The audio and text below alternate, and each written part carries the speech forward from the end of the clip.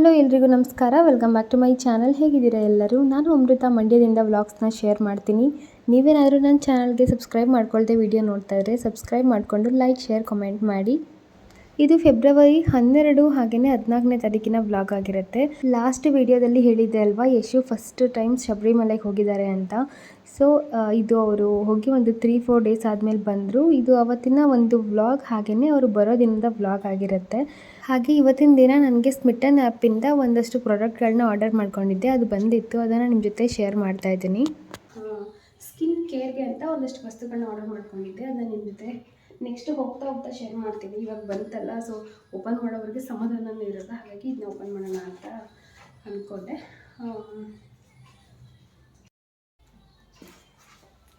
So ಇದೆಲ್ಲ open ಮಾಡ್ತಾ ಇದ್ದೀನಿ. ಹಾಗೆಯೇ ಇನ್ನೊಂದು ವಿಷಯ ನಿಮ್ಮ ಜೊತೆ ಶೇರ್ ಮಾಡಬೇಕಿತ್ತು. ಏನಂದರೆ ಕೈ ಕಾಲೆಲ್ಲ ನನಗೆ ಸಿಕ್ಕಾಪಟ್ಟೆ ಡ್ರೈ ಆಗಿಬಿಟ್ಟಿದೆ. ಏನಕ್ಕೆ ಅಂದರೆ, ನೀವು ಗಮನಿಸಿರ್ಬೋದು, ಒಂದು ಸೀಸನ್ ಮುಗಿದು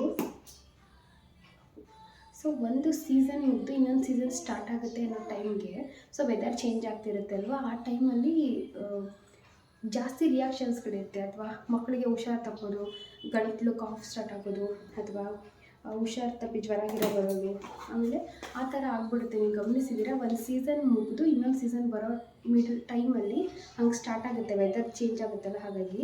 ಸೊ ಇವಾಗ ಚಳಿ ಮುಗಿದು ಏನೋ ಸೆಕೆ ಸ್ಟಾರ್ಟ್ ಆಗೋ ಟೈಮಲ್ಲಿ ತುಂಬ ಜಾಸ್ತಿ ಚಳಿ ಇರುತ್ತೆ, ಜೊತೆಗೆ ಎಲ್ಲ ಹೊಡ್ಕೊಳ್ಳೋದು, ಸ್ಕಿನ್ ಈ ಥರ ಆಗ್ತಾ ಇರುತ್ತೆ. ನನಗಂತೂ ಫುಲ್ ಡ್ರೈ ಸ್ಕಿನ್ ಆಗಿಬಿಟ್ಟಿದೆ. ಎಷ್ಟು ಡ್ರೈ ಇದೆ ಸ್ಕಿನ್ ಅಂದರೆ, ನನ್ನ ಕೈ ಹೊಡ್ಕೊಳ್ಳೋದಕ್ಕಾಗೋದಿಲ್ಲ, ಹಂಗೆ ಆಗಿಬಿಡುತ್ತೆ. ಸೊ ಆ ಟೈಮಲ್ಲಿ ನೀವು ಜಾಸ್ತಿ ಸ್ಕಿನ್ ಕೇರ್ ಮಾಡಿದ್ರೆ ಒಳ್ಳೆಯದು. ಸೊ ನಾನು ಸ್ವಲ್ಪ ಒಂದಷ್ಟು ಏನು ತೊಗೊಂಡಿದ್ದೆ, ಆರ್ಡರ್ ಮಾಡಿದ್ದೆ. ಇದು ಸ್ಮಿಟನಲ್ಲಿ ಆರ್ಡರ್ ಮಾಡಿದ್ದೆ ಈ ಸಲ. ಸೊ ಇದು ಬಾತ್ ಪ್ಯಾಡ್ ಅಂತ ಒಂದಷ್ಟು ವಸ್ತುಗಳನ್ನ ಆರ್ಡರ್ ಮಾಡಿದ್ದೆ. ನಾನು ಇಷ್ಟೊಂದು ಆರ್ಡರ್ ಮಾಡಿದ್ದೀನಿ ಅಂತ ನನಗೆ ಅನ್ನಿಸ್ತಿದೆ. ಏನಾದರೂ ಫ್ರೀ ಪ್ರಾಡಕ್ಟ್ಸ್ ಥರ ಏನಾದರೂ ಬಂದಿದೆ ಏನೋ ಗೊತ್ತಾಗ್ತಿಲ್ಲ.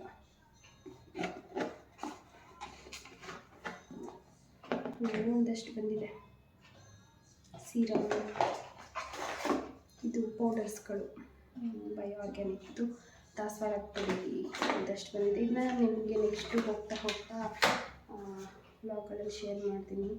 ಇದು ಅಂಡರ್ ಐ ಕ್ರೀಮ್. ನಾನಿವಾಗ ಸ್ಕಿನ್ ಕೇರ್ಸ್ ಎಲ್ಲ ನನ್ನ ಮೇಲೆ ಗಮನ ಕೊಡಬೇಕಂತ ಅಂದ್ಕೊಂಡಿದ್ದೀನಿ, ಹಾಗಾಗಿ ಇದು ವಿಟಮಿನ್ ಸಿದು ಕ್ಲೆನ್ಸರ್, ಕಂಡೀಷ್ನರ್. ಇದು ಸ್ಟ್ರೈಟನಿಂಗ್ ಕಂಡೀಷ್ನರ್ ಅಂತ ಟ್ರಯಲ್ ಪ್ಯಾಕಲ್ಲಿ ಇತ್ತು. ಸೊ ನಾನು ನೋಡೋಣ, ಇದನ್ನು ನಾನು ಹೇಳಿ ತುಂಬಾ ಫ್ರೀಝಿ ಆಗಿಬಿಟ್ಟಿದೆ ಅಂತ ನಾನು ಆರ್ಡರ್ ಮಾಡಿದ್ದೀನಿ. ಇದು ಮಾಡಿಬಿಟ್ಟಿದ್ದೀನಿ. ಇದು ಆರೆಂಜ್ ಪೀಲ್ ಪೌಡರು. ಇದೆಲ್ಲ ಮನೇಲಿ ಮಾಡಬೇಕು, ಬಟ್ ಟೈಮ್ ಇಲ್ಲ ನನಗೆ ಅದೆಲ್ಲ ಮಾಡೋದಕ್ಕೆ. ಈ ಕಿತ್ತಳೆ ಹಣ್ಣು ಸಿಪ್ಪೆಲ್ಲ ಒಣಗಾಕಿದ್ದೀನಿ, ಅದನ್ನು ಮಾಡೋಕ್ಕೆ ಟೈಮ್ ಇಲ್ಲ. ಅಂದರೆ ರೀಸೆಂಟಾಗೆಲ್ಲ ಒಣಗಿಸಾಕಿಡ್ತಾ ಇದ್ದೀನಿ. ಇದು ಸ್ಯಾಂಡಲ್ವುಡ್ ಪೌಡರು. ಆಮೇಲೆ ಇದು ಬಂದು ಇದು ಮುಲೇತಿ. ಸೊ ಅದು ಮುಲೇತಿ ರೂಪದ್ದು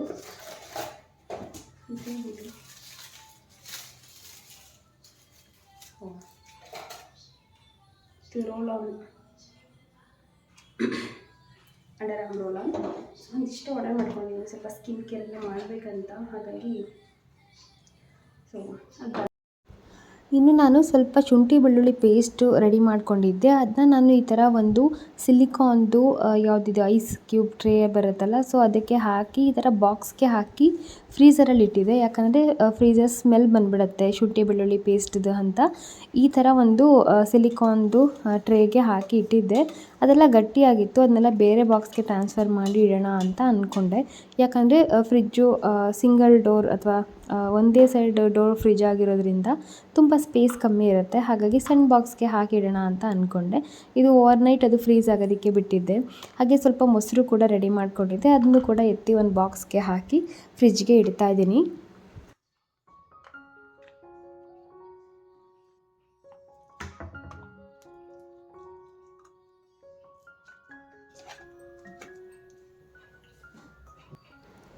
ಹಾಗೆಯೇ ಕೆಲವೊಬ್ಬರು ನನಗೆ ಕ್ವಶನ್ಸ್ ಕೇಳ್ತಾ ಇರ್ತೀರ, ನನ್ನ ಫ್ರೆಂಡ್ಸ್ ಆಗಿರ್ಬೋದು, ಫ್ಯಾಮಿಲೀಸಲ್ಲಿ ಮೆಂಬರ್ಸ್ ಆಗಿರಬಹುದು ಅಥವಾ ನನ್ನ ಯೂಟ್ಯೂಬಲ್ಲಿ ಇನ್ಸ್ಟಾಗ್ರಾಮಲ್ಲಿ ಫಾಲೋ ಮಾಡೋರಾಗಿರಬಹುದು. ಸೊ ಒಂದೆರಡು ಕ್ವೆಶನ್ಸ್ಗಳನ್ನ ಕೇಳ್ತೀರಾ. ಹೇಗೆ ನೀನು ಇಬ್ಬರು ಮಕ್ಕಳನ್ನ ಮ್ಯಾನೇಜ್ ಮಾಡ್ತಿದ್ಯಾ, ಮನೆ ಕೆಲಸ ಎಲ್ಲ ಹೆಂಗೆ ಮೇಂಟೈನ್ ಮಾಡ್ತೀಯಾ, ಹೆಂಗಪ್ಪ ನೋಡ್ಕೋತಿದ್ಯಾ ನೀನು 2 ಮಕ್ಕಳನ್ನ, ನನಗೊಂದೇ ಸಾಕಾಗ್ತಿದೆ ಅಂತ ತುಂಬ ಕೇಳ್ತಾರೆ.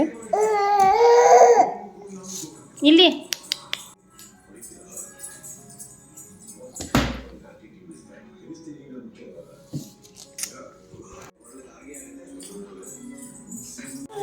ತಗೋ ಅಲ್ಲಿ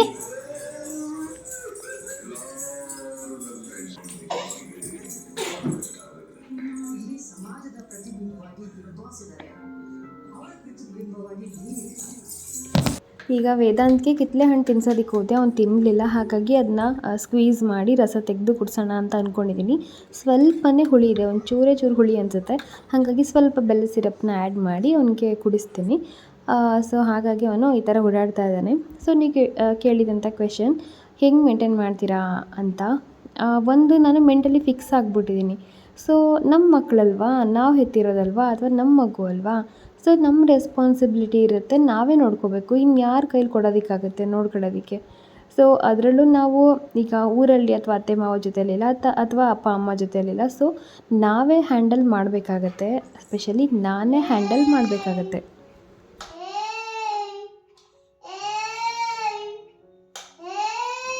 ಹಾಗೆಯೇ ಮಕ್ಕಳನ್ನ ಮನೆ ಕೆಲಸನ ಹೆಂಗೆ ಮೇಂಟೈನ್ ಮಾಡ್ತೀಯಾ, ಕೆಲವರು ಯೂಟ್ಯೂಬ್ ವಿಡಿಯೋ ಬೇರೆ ಹಾಕ್ತೀಯಾ, ಹೆಂಗವ್ವ ಮಾಡ್ತೀಯಾ ಎಲ್ಲನೂ ಅಂತ ಕೇಳ್ತಾರೆ. ಸೊ ನಾನು ಹೇಳೋದೇನೆಂದರೆ, ನಾನು ರೆಸ್ಟ್ ಇಲ್ಲದೇ ಕೆಲಸ ಮಾಡ್ತೀನಿ. ಯಾಕಂದರೆ ಮಾರ್ನಿಂಗ್ ನಾನು ಎದ್ದೇಳೋದೇ ಲೇಟ್ ಆಗಿಬಿಡುತ್ತೆ. ಬಿಕಾಸ್ ನೈಟು ಪಾಪುಗೆ ಫೀಡಿಂಗ್ ಮಾಡ್ತಾ ಇರೋದ್ರಿಂದ ನೈಟು ನಿದ್ದೆಗಿಡೋದು ಸಾಮಾನ್ಯ. ಆ್ಯಂಡ್ ಪಾಪುಗಳಿಗೆ ಎಷ್ಟೊತ್ತಿಗೆ ಮಲ್ಕೋತವೆ ಇವೆರಡೂ ಅಂತ ಹೇಳೋದಕ್ಕಾಗಲ್ಲ. ಯಾಕಂದರೆ ನನ್ನ ಮಗಳು ಮಧ್ಯಾಹ್ನದ ಹೊತ್ತು ನಿದ್ದೆ ಮಾಡಿಸ್ಬಿಟ್ರೆ ನೈಟ್ ನಿದ್ದೆ ಮಾಡಲ್ಲ, ಅವಳದೊಂದು ಪ್ರಾಬ್ಲಮ್ ಅದು. ಆ್ಯಂಡ್ ಪಾಪು ಅವನು ಈವ್ನಿಂಗ್ ಹೆಂಗೆ ನಿದ್ದೆ ಮಾಡಿರ್ತಾನೆ ಅದ್ರ ಮೇಲೆ ಡಿಪೆಂಡ್ಸ್ ಆಗುತ್ತೆ ಅವನು ಮಲ್ಕೊಳ್ಳೋದು. ಸೊ ಹಾಗಾಗಿ ನೈಟು ನಾನು ಆಲ್ಮೋಸ್ಟ್ ನೈಟ್ ಮಲ್ಕೊಳ್ಳೋದೆ ಮಿನಿಮಮ್ 12 ಆಗುತ್ತೆ, ಅಥವಾ 11, 12, 1 ಗಂಟೆ ಹಾಗೆ ಹಿಂಗಾದರೂ ಆಗಬಹುದು. ಸೊ 12ವರೆಗೆ ಇರುತ್ತೆ. ಯಾಕಂದರೆ ನಾನು ಅಷ್ಟೊತ್ತವರೆಗೆ ಏನು ಮಾಡ್ತೀರಾ ಅಂದರೆ, ಪಾಪುನ ಮಲಗಿಸಿ ಸೊ ಕಿಚನೆಲ್ಲ ಕ್ಲೀನ್ ಮಾಡಿ ಎಲ್ಲ ರೆಡಿ ಮಾಡ್ಕೊತೀನಿ. ಇಲ್ಲ ಅಂದರೆ ನನಗೆ ಮಾರ್ನಿಂಗ್ ಟೈಮ್ ಎದ್ದು ಕಿಚನ್ ಕ್ಲೀನ್ ಮಾಡೋದಕ್ಕೆ ಆಗೋದಿಲ್ಲ. ಯಾಕಂದರೆ ಬೆಳಿಗ್ಗೆ ಎಷ್ಟೊತ್ತಿಗೆ ಎದ್ದೇಳ್ತೀನಿ ಅನ್ನೋದೇ ನನಗೆ ಐಡಿಯಾಸ್ ಇರೋಲ್ಲ.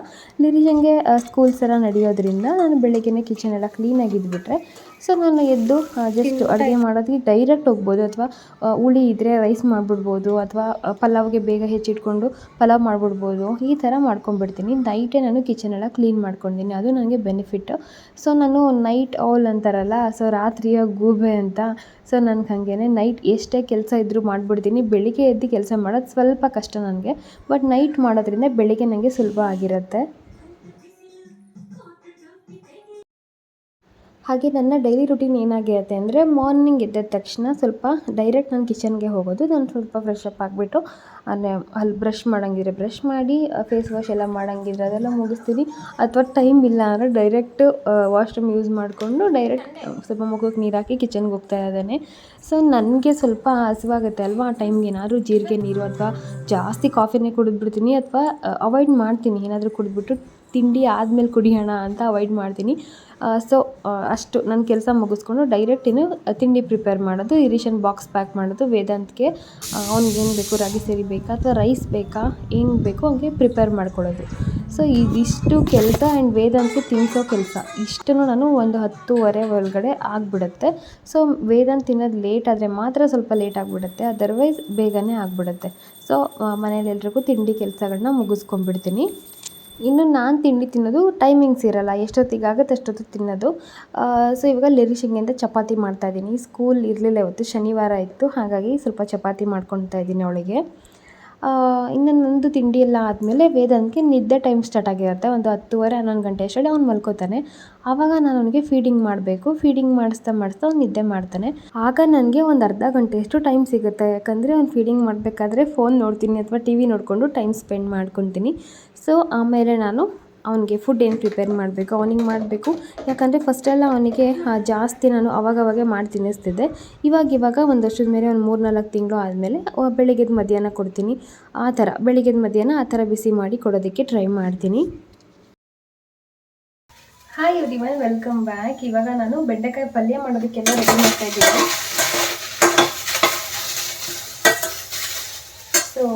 ಸ್ವಲ್ಪ ಚಟ್ನಿ ಇತ್ತು, ನೆನ್ನೆ ರುಬ್ಬಿದ್ದಿತ್ತು. ನಿರೀಶಂಗೆ ಚಟ್ನಿ ಅಂದರೆ ಇಷ್ಟ.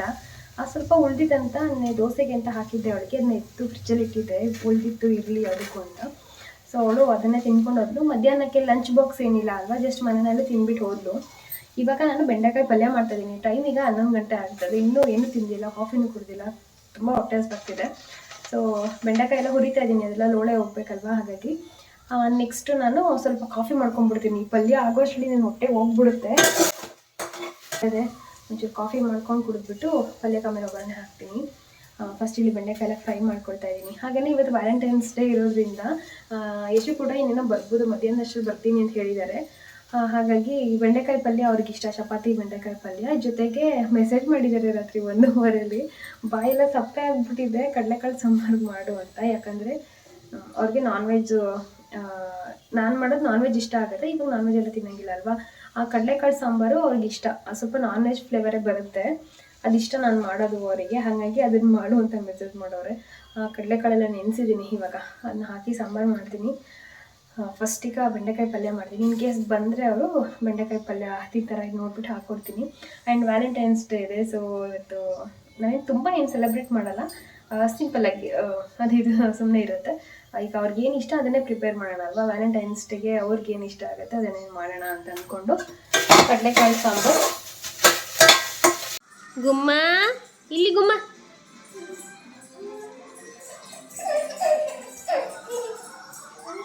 ಗುಮ್ಮ ಹಿಡ್ಕೊ ಹೊಟ್ಟೆ ಗುಮ್ಮ. ಇನ್ನು ಮಧ್ಯಾಹ್ನದ ಊಟ ವೇದಾಂತಕ್ಕೆ ಪ್ರಿಪೇರ್ ಮಾಡಿ ತಿನ್ನಿಸಿದ್ಮೇಲೆ ಆಮೇಲೆ ನಂದು ಊಟ ಎಲ್ಲ ಮುಗಿಸ್ಕೊತೀನಿ. ಆ ಗ್ಯಾಪಲ್ಲಿ ಬಟ್ಟೆ ವಾಶ್ಗೆ ಹಾಕೋದು, ಬಟ್ಟೆ ಒಣಗಾಕೋದು, ಅಥವಾ ಒಣಗಾಕಿರೋ ಬಟ್ಟೆ ಎತ್ಕೊಂಡು ಬಂದು ಮಡಿಸಿಡೋದು.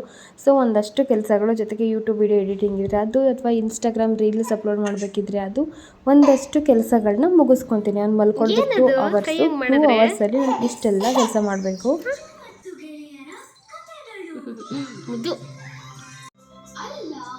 ಲಿರಿಷಾ ಇಲ್ಲಿ. ಇನ್ನು ಲಿರಿಷಾ ಅವರು ಮ್ಯಾಮ್ ಬರ್ಕೊಟ್ಟಿರೋ ನೋಟ್ಬುಕ್ ಎಲ್ಲ ನೋಡ್ತಾ ಇದ್ದಾಳೆ. ನನಗೂ ಕೂಡ ತೋರಿಸ್ತಾ ಇದ್ಲು, ಎಷ್ಟೊಂದು ಸ್ಟಾರ್ ಬಂದಿದೆ ವಿಡಿಯೋ ಮಾಡು ಅಂತ ಹೇಳಿ. ಅವಳು ವಿಡಿಯೋ ಮಾಡಿಸ್ಕೊಂಡ್ಲು. ಸೊ ಅವಳು ಹ್ಯಾಂಡ್ ರೈಟಿಂಗ್ ನೋಡಿ ಎಷ್ಟು ಚೆನ್ನಾಗಿದೆ ಅಂತ. ಆ್ಯಂಡ್ ಫಸ್ಟೇ ಹೇಳ್ತಿದ್ನಲ್ವ, ಸೊ ಮಧ್ಯಾಹ್ನದ ಊಟ ಅಷ್ಟರಲ್ಲಿ ಮುಗಿಸ್ತೀವಿ. ನಂದು ಟೈಮಿಂಗ್ಸ್ ಎಲ್ಲ ಎಷ್ಟೊತ್ತಿಗೆ ತಿಂತೀನಿ ಅದೆಲ್ಲ ಟೈಮಿಂಗ್ಸ್ ಇಲ್ಲ, ಜಸ್ಟ್ ಮಧ್ಯಾಹ್ನದ ಊಟ ತಿಂತೀವಿ ಅಷ್ಟೇ. ಪಾಪುದೆಲ್ಲ ಆದಮೇಲೆ ಸ್ವಲ್ಪ ಹೊತ್ತು ಆಟಾಡ್ತಿರ್ತಾರೆ. ಲಿರಿಷಾ ಸ್ಕೂಲಿಂದ ಬರ್ತಾಳೆ 4 ಗಂಟೆ ಅಷ್ಟರಲ್ಲಿ ವೇದಾಂತದ್ದು ಊಟ ಮುಗಿದು ನಂದು ಮುಗಿದಿರುತ್ತೆ ಜಸ್ಟು. ಆಮೇಲೆ ಇನ್ನು ಲಿರಿಷಂಗೆ ಸ್ವಲ್ಪ ಫ್ರೆಶ್ ಅಪ್ ಮಾಡಿಸಿ ಅವಳು ಹೋಮ್ವರ್ಕ್ ಬರ್ಸೋದಕ್ಕೆ ಕೂರಿಸಿ, ಸೊ ಹೋಮ್ವರ್ಕ್ ಎಲ್ಲ ಬರ್ಸೋದು. ವೇದಾಂತಕ್ಕೆ ಮತ್ತೆ ಏನಾದರೂ ಸ್ನ್ಯಾಕ್ಸ್ ಕೊಡ್ತೀನಿ. ಒಂದೊಂದು ದಿನ ಸ್ಕಿಪ್ ಆಗಿಬಿಡುತ್ತೆ, ಯಾಕಂದರೆ ಅವನು ಮಲ್ಕೊಳ್ಳೋದೇ ಆ ಟೈಮಲ್ಲಿ, ಈವ್ನಿಂಗ್ ಮಲ್ಕೊಳ್ಳೋದು. ಸೊ ಆವಾಗ ಸ್ಕಿಪ್ ಆಗಿಬಿಡುತ್ತೆ. ಅದರ್ವೈಸ್ ಸ್ವಲ್ಪ ಆದಷ್ಟು ಅವಳಿಗೆ ಏನಾದರೂ ಮಾಡಿ ತಿನ್ಸೋದಕ್ಕೆ ಟ್ರೈ ಮಾಡ್ತೀನಿ, ಇಲ್ಲಾಂದರೆ ಸ್ಕಿಪ್ ಆಗಿಬಿಡುತ್ತೆ. ಯಶು ಇವಾಗ ಬಂದರು ನೋಡಿ ಶಬರಿಮಲೆಯಿಂದ, ಹಾಗೆಯೇ ವಿಡಿಯೋ ಮಾಡಿಕೊಂಡೆ. ಹಿಡ್ಕಾಯಿ ಹೊಡೆದ್ಬಿಟ್ಟು ಮನೆಗೆ ಬರ್ತಾ ಇದ್ದಾರೆ ಅವರು.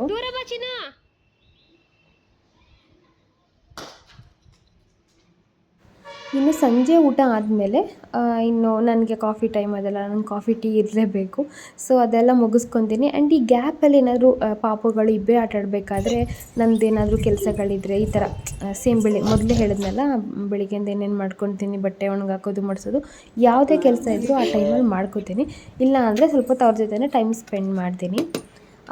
ಆಮೇಲೆ ಏನಾಗುತ್ತೆ ಅಂದರೆ ಇನ್ನು ನೈಟು ಅಡುಗೆ ಪ್ರಿಪ್ರೇಷನ್ ಮಧ್ಯಾಹ್ನದೇ ಇದ್ದರೆ ಓಕೆ, ಇಲ್ಲ ಅಂದರೆ ಅದಕ್ಕೆ ಪ್ರಿಪೇರ್ ಮಾಡಿಕೊಂಡು ಇನ್ನು ಮಕ್ಕಳಿಬ್ರಿಗೂ ತಿನ್ನಿಸ್ಬೇಕು. ಲಿರಿಷಾ ಅವಳೇ ತಿಂತಾಳೆ ಒಂದೊಂದು ಸಲ ತಿನ್ನಿಸ್ಬೇಕು ಅವಳಿಗೆ, ಇಲ್ಲ ಯಶು ತಿನ್ನಿಸ್ತಾರೆ. ನಾನು ವೇದಾಂತಕ್ಕಂದು ನಾನು ತಿನ್ನಿಸ್ತೀನಿ. ಸೊ ಈ ಥರ ಅವ್ರ ಜೊತೆ ಟೈಮ್ ಸ್ಪೆಂಡ್ ಆಗಿಬಿಡುತ್ತೆ. ಆಮೇಲೆ ಇನ್ನು ನೈಟ್ ಅವ್ರು ಮಲ್ಕೊಂಡ್ಮೇಲೆ ಸ್ವಲ್ಪ ಪಾತ್ರೆ ಎಲ್ಲ ವಾಶ್ ಮಾಡೋದು. ನಾನು ಅಲ್ಲಲ್ಲೇ ಪಾತ್ರೆ ತೊಳಿತಿರ್ಲಿಲ್ಲ ಫಸ್ಟು. ಇವಾಗ ಏನಾಗುತ್ತೆ ಅಂದರೆ ಸ್ವಲ್ಪನೇ ಇರುತ್ತಲ್ವ, ಆವಾಗಲೇ ಸ್ವಲ್ಪನೇ ವಾಶ್ ಮಾಡ್ಕೊಂಡ್ಬಿಡ್ತೀನಿ. ಬಟ್ ಎಷ್ಟೇ ವಾಶ್ ಮಾಡಿದ್ರೂ ಕೂಡ ನೈಟ್ ಲಾಸ್ಟ್ ಟೈಮ್ ಪಾತ್ರೆಗಳು, ಅಂದರೆ ಕೊನೆಯ ಸಲ ಮಲ್ಕೊಳ್ಳೋಕೆ ಮುಂಚೆ ಜಾಸ್ತಿ ಆಗಿಬಿಡುತ್ತೆ. ಸಾಂಬಾರ್ದು, ಅನ್ನದ್ದು, ಹಾಲಿಂದು, ಮೊಸರುದು ಅಂದ್ಕೊಂಡು ಒಂದಷ್ಟು ಜಾಸ್ತಿ ಆಗಿಬಿಡುತ್ತೆ. ಸೊ ಆ ಟೈಮಲ್ಲೇ ಸ್ವಲ್ಪ ಕೆಲಸ ಜಾಸ್ತಿ. ನನಗೆ ಟೈಮ್ ಇದ್ದರೆ ಎಲ್ಲನೂ ತೆಗೆದು ಬೇರೆ ಪಾತ್ರೆಗೆ ಹಾಕಿ ವಾಶ್ ಮಾಡಿಡ್ತೀನಿ. ಇಲ್ಲ ಅಂದರೆ ಹಾಗೆ ಬಿಟ್ಬಿಟ್ಟು ನೆಕ್ಸ್ಟ್ ಡೇ ವಾಶ್ ಮಾಡ್ಕೊಳ್ಳೋಣ ಅಂತ ಅಂದ್ಕೊಂಡು ಎಷ್ಟಾಗುತ್ತೋ ಅಷ್ಟು ವಾಶ್ ಮಾಡಿಬಿಡ್ತೀನಿ.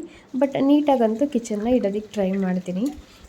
ಹೀಗೆ ಕೆಲಸ ಸಾಗ್ಬಿಡುತ್ತೆ. ಬಟ್ ಇದೆಲ್ಲ ನಾನೇ ಮಾಡ್ತೀನಿ, ಯಾಕಂದರೆ ಯಶು ಕೂಡ ಮನೆಯಲ್ಲಿರಲ್ಲ. ಅವರು ಮಾರ್ನಿಂಗ್ ಹೋದರೆ ಇನ್ನು ಬರೋದೇ ನೈಟ್ ಆಗುತ್ತೆ. ಅವರು 12 ಅವರ್ಸ್ ಡ್ಯೂಟಿ ಮಾಡ್ತಾರೆ. ಸೊ ಹಾಗಾಗಿ ಅವರು ಮನೆಯಲ್ಲಿರಲ್ಲ, ಜಸ್ಟ್ ನಾನೇ ಎಲ್ಲನೂ ಮಾಡಬೇಕು.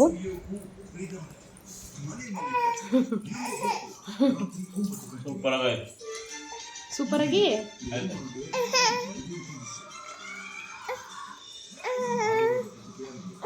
4 ದಿನ ಆಗಿದೆ ನಮ್ಮ ಕರ್ನಾಟಕದ ಊಟ ಮಾಡಿ. ಅಲ್ಲ ನನ್ನ ಹೆಂಡತಿ ಕೈ ಊಟ ಮಾಡಿ, ನನ್ನ ಹೆಂಡತಿ ಕೈ ಅಡುಗೆ. ಯಾಕೆ ಇದೆ?